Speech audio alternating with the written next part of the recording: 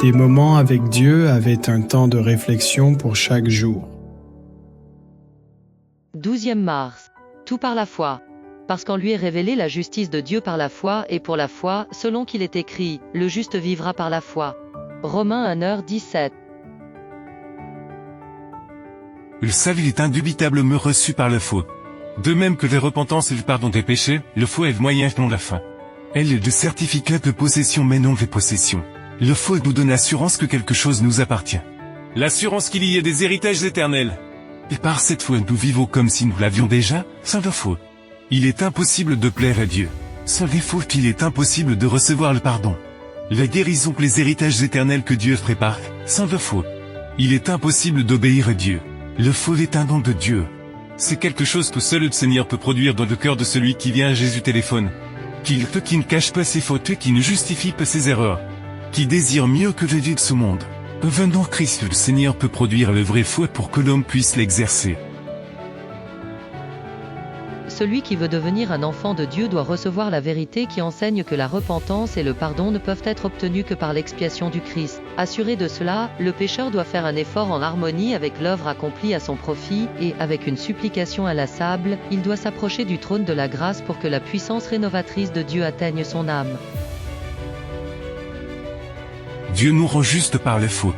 Telle est la bonne nouvelle, le foi qui fait confiance au pardon de Dieu. Qui nous fait regarder les conditions fatales de l'être humain. Et vous-même dans la perfection du Christ qui prend sa place. Le foi fait grandir les fautes parce qu'ensuite vient le repentir et le pardon. Et tout se fait par la foi, ainsi l'abandon des péchés fait vivre dans la sainteté. L'obéissance au Seigneur le respect de celui que tout se fait par la foi. Et c'est précisément parce que la foi que nous croyons avoir n'est pas authentique qu'il n'y ait pas de changement de vie. C'est parce que nous n'avons pas les vraies foi que notre caractère reste mauvais. Parce qu'il n'y a pas de foi pure que la loi de Dieu est écartée. Le foi est plus que croire. Le foi est un moteur qui met l'homme en pleine action, et quand Dieu reviendra. Trouvera-t-il le foi sur la terre car ce qui abonde c'est une contrefaçon de la foi. Mais pas de vraie foi. Lorsqu'un désir sincère pousse les gens à prier, ils ne prieront pas en vain. Le Seigneur tiendra sa parole et donnera le Saint-Esprit pour conduire à la repentance envers Dieu et à la foi envers notre Seigneur Jésus-Christ. Le pécheur priera, veillera et se détournera de ses péchés, manifestant sa sincérité par la vigueur de ses efforts pour obéir aux commandements de Dieu. Il mêlera la foi à la prière et ne se contentera pas de croire aux préceptes de la loi, mais il y obéira. Il se rangera du côté du Christ dans cette controverse. Il renoncera à toutes les habitudes et fréquentations qui tendent à détourner le cœur de Dieu. Tout se fait par la foi. Et cette foi est le fruit de la rencontre avec Jésus. Vous ne pouvez pas l'avoir en dehors de lui. Non plus croire simplement. Mais nous abandonnons de ses pieds, venons à Jésus payons une foi véritable, afin d'hériter des promesses de Dieu. Amen.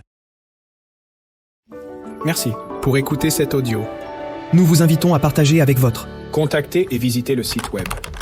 biblewell.com